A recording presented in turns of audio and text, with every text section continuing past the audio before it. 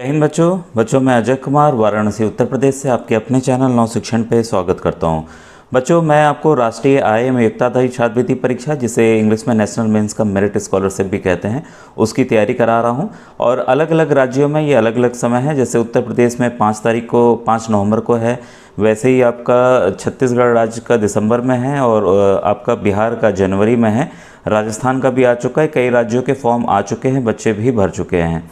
तो ये जिस भी राज्य के हों बच्चों, आपका जो पैटर्न है वो सेम है। इसमें सामान्य मानसिक योग्यता परीक्षा यानी कि MAT, MAT MAT, general mental ability test और शैक्षिक अभिरुचि परीक्षा यानी कि सेट के 90 प्रश्न आते हैं। तो ये पैटर्न सबको पता है, सिलेबस भी मैंने कई बार बताया हुआ है। बच्चों कल की वीडियो में आपने एक अलग पैटर्न देखा था और आज ये जो देखिए प्रश्न है 13 से लेके आपके 24 तक, ये एकदम अलग पैटर्न है। ठीक है, तो कल का भी वीडियो एकदम अलग पैटर्न बताऊंगा। कई बच्चे पूछ रहे थे सर ऐसे ही आएगा। हाँ बच्चों, सेम यही पैटर्न रहेगा। समझना भी आपको सवालों को उसी ढंग से मैं सॉल्व करके बताऊंगा। कुछ इजी हैं और कुछ टिपिकल हैं, कुछ अलग तरीके के हैं। तो देखिए आपको नंबर ABCD सब दिख रहे होंगे, हिंदी के भी दिख रहे होंगे। तो सब तरह के प्रश्न इसमें आते हैं। तो आइए इसको समझे, इसमें करना क्या होता है। तो देखिए निर्देश हमेशा सेम रहेंगे, बदलेंगे नहीं। तो इंग्लिश का भी सेम डायरेक्शन होता है।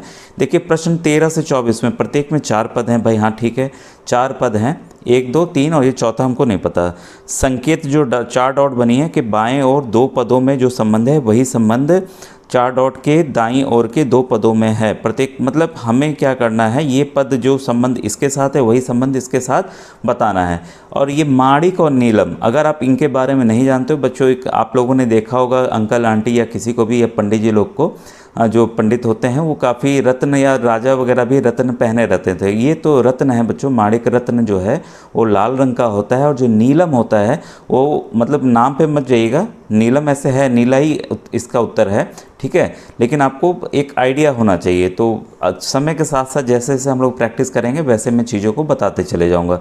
तो इन चीज़ों को भी आप नोट बच्चों करते रहिएगा। तो जो 13 का बच्चों सही आंसर है वो है आपका नीलम, नीला होता है। तो इसका 13 का 1 आंसर होगा। अब देखिए इस तरह के प्रश्नों के लिए मैंने हमेशा बताया हुआ है, जो 14 नंबर प्रश्न है कि आप ABCD वालों को इस तरह से A से लेकर M तक, ठीक है, उसके बाद N से लेकर Z तक लिख लेंगे। ठीक इसका ये उल्टा क्रम है बच्चों, M का उल्टा N। ये काफ़ी आसानी होती है। अभी आप आगे के जब प्रश्न हम लोग ABCD वाले करेंगे तब आपको लगेगा कि नहीं मैं सही बताया था। और मैंने पिछले वीडियो में भी दिखाया था आपको कि आप पीछे की तरफ यहाँ पर ये जो रफ पेज के लिए होता है तो यहाँ आप इसको लिख लेंगे। ठीक है, तो ऑलरेडी मैंने देखिए गणित के भी प्रश्न बताए हुए हैं। आप जिस भी राज्य के हों तो ये आ सकते हैं। तो यहाँ पे आप इसको लिख कर भी प्रैक्टिस कर सकते हैं। ठीक है, तो यहाँ पर आप लिख लीजिएगा ताकि आप आसानी से एग्ज़ाम में आपका समय नुकसान किए बिना आप इसको हल कर लें। अब देखिए यहाँ का अगर हम ध्यान देते हैं कि यहाँ देखिए J है और J का O के साथ रिलेशन, भाई J के साथ 1 2 3 4 5 5वें स्थान पर है। L के बाद देखिए M ना, यहाँ तो 1 के बाद है। तो कुछ ये सीरीज सही नहीं लग रही है, मतलब उस तरह का नहीं लग रहा है कि नहीं बराबर कुछ घट रहा है या बराबर आगे पीछे बढ़ रहा है। ठीक है, तो J के बाद L है, L के बाद आपका N है, N के बाद आपका P है। ये क्रम तो एक समझ में आ रहा है कि हाँ भाई इस क्रम में, लेकिन इसका हमें इसका रिलेशन इसके साथ खोजना था। ये O आया कहाँ से या M कहाँ से आया। ठीक है, तो अगर आप एक और चीज़ ध्यान दें कि J के अगल बगल हम देखें, J के अगल बगल तो भाई I है और K है। तो इसमें K इधर दिया लेकिन I यहाँ दिया हुआ है। तो J का अगर हम 1 माइनस कर देते हैं तो I आ जाता है। ठीक है, इसको हम लेके कॉन्सेप्ट को लेके चलें। इसी तरीके से आपको कुछ सोचना होगा, क्योंकि अचानक से जैसे आप बोलेंगे सर आपको तो पता था इस वजह से आपने अपना बता दिया। तो J में से हमने -1 किया तो हमें क्या मिल गया, I। वैसे ही L ले, L में से हम -1 करते हैं तो हमें क्या मिलेगा, L में से -1 किए तो K मिला हमको। भाई ठीक है, K मिल गया। ठीक है, इसके बाद है आपका N और P। N में से हम -1 करें, क्या मिलेगा हमें, M मिलेगा। ठीक है, और दूसरा वर्ड क्या था आपका P में से -1 करेंगे तो क्या हो जाएगा आपका O। ठीक है, तो हम देखते हैं, लिख लें इसको IKMO। ठीक है, आंसर में देखिए हम लोग IKMO। इसका मतलब ये हुआ कि ये सीधा क्रम न लेके इन्होंने पलट दिया है। ठीक है, इस चीज़ों को पलट दिया है। ठीक है, हमने जे से 1 माइनस किया तो ये मिला, एल से किया तो ये मिला, ऐसे ऐसे। तो यही चीज़ यहाँ करना है, ठीक है। तो हम क्या करते हैं कि इधर से ही कर लेते हैं हम लोग, उल्टा यहाँ से करते हैं। y में से अगर हम -1 करते हैं तो आप अपने सामने ये रख लीजिएगा ताकि मैं तुरंत इसको बता दूँ, ठीक है। तो y में से अगर हम -1 करते हैं तो क्या मिलेगा, हमें x मिलेगा, ठीक है। इसके बाद w में से अगर हम -1 करते हैं तो क्या मिलेगा, v मिलेगा। u में से -1 करते हैं तो क्या मिलेगा, t मिलेगा। s में से -1 करते हैं तो r मिलेगा, एक्स वी टी आर। तो देखिए चौथा ऑप्शन आसानी से मिल गया। इसी तरह से देखिए बच्चों सवालों को सोचना है। मैंने उल्टा क्रम इसलिए लिया क्योंकि इधर से माइनस करेंगे डायरेक्ट हमें आंसर मिलता, अगर हम यहाँ से माइनस करते तो इसको हमें पलट के वापस से इसी तरह से लिखना पड़ता। तो आपको बस सोचना होगा। अब देखिए प्रश्न नंबर 15, इसको हम लोग बच्चों देखिए आप इसको कई तरीक़ों से कर सकते हैं अपने समझ के हिसाब से।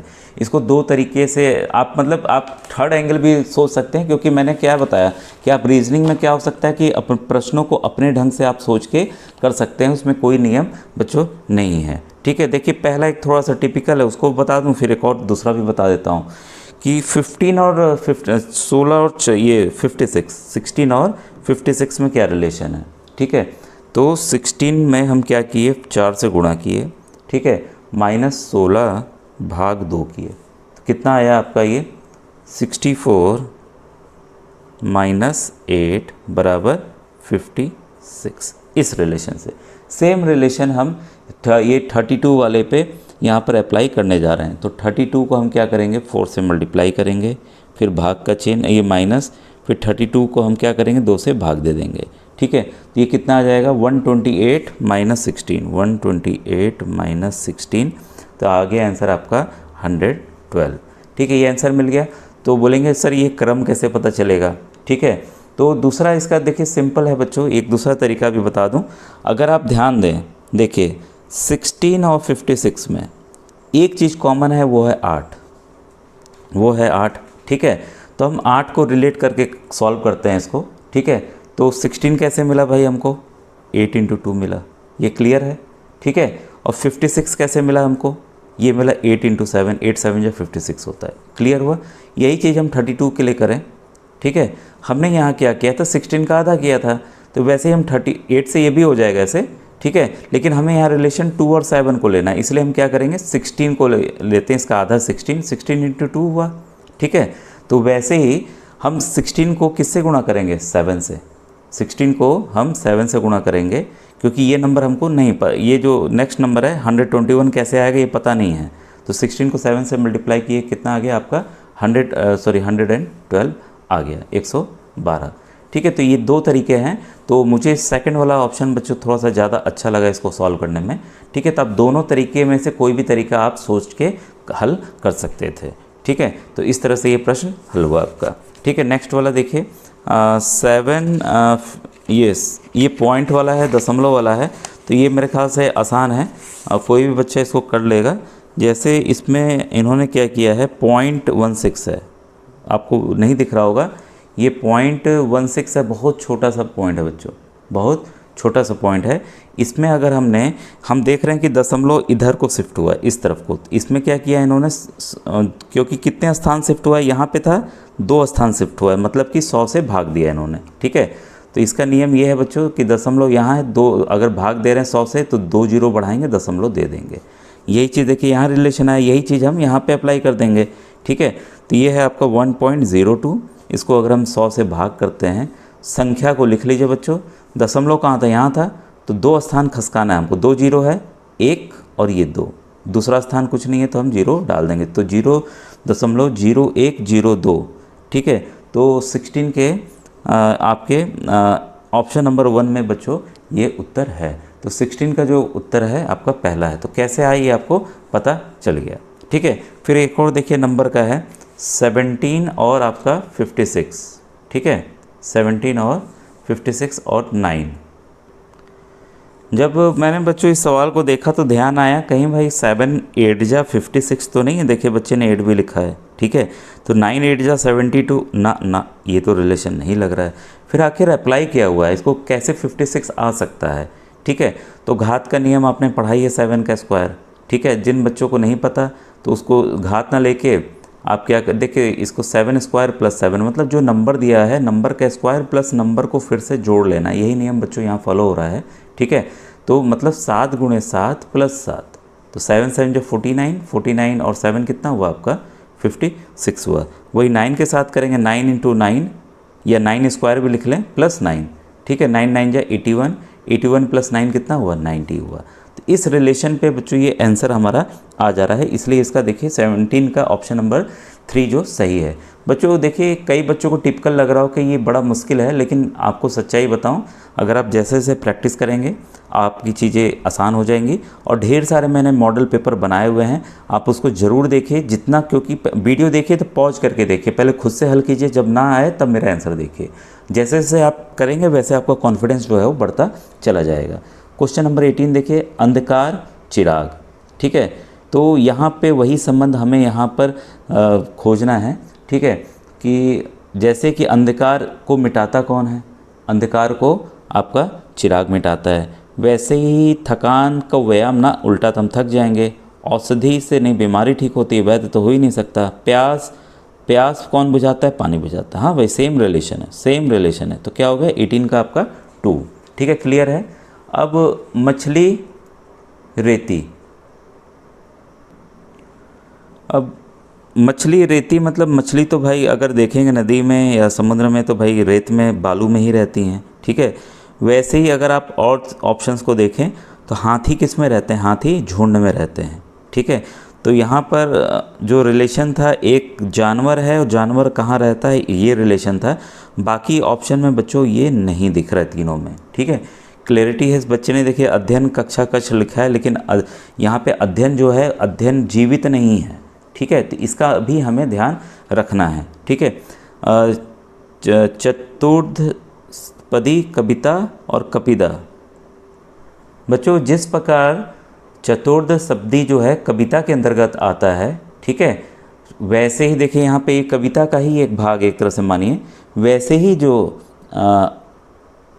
आपका हत्या है वह अपराध की श्रेणी में आता है। ठीक है, तो बच्चों ये थोड़ा सा टिपिकल क्वेश्चन था, ये हिंदी की जिसको समझ होगी वही ये कर पाएगा। तो इसके 20 का ऑप्शन नंबर 3 जो है बच्चों वो सही है। ठीक है, घड़ी से हम क्या देखते हैं, समय देखते हैं। वैसे ही थर्मामीटर से हम क्या देखते हैं, हम ताप देखते हैं। तो 21 का आपका ऑप्शन नंबर 4 जो सही है। ठीक है, मुस्लिम जो है मस्जिद जाते हैं अपनी प्रार्थना करने के लिए, तो सिख कहाँ जाते हैं, सिख जो हैं वो गुरुद्वारा में जाते हैं। तो ये आसान थे। तो देखिए कुछ टिपिकल आएंगे और कुछ आपके हार्ड आएंगे। ठीक है, रुपया जो है भारत में चलता है।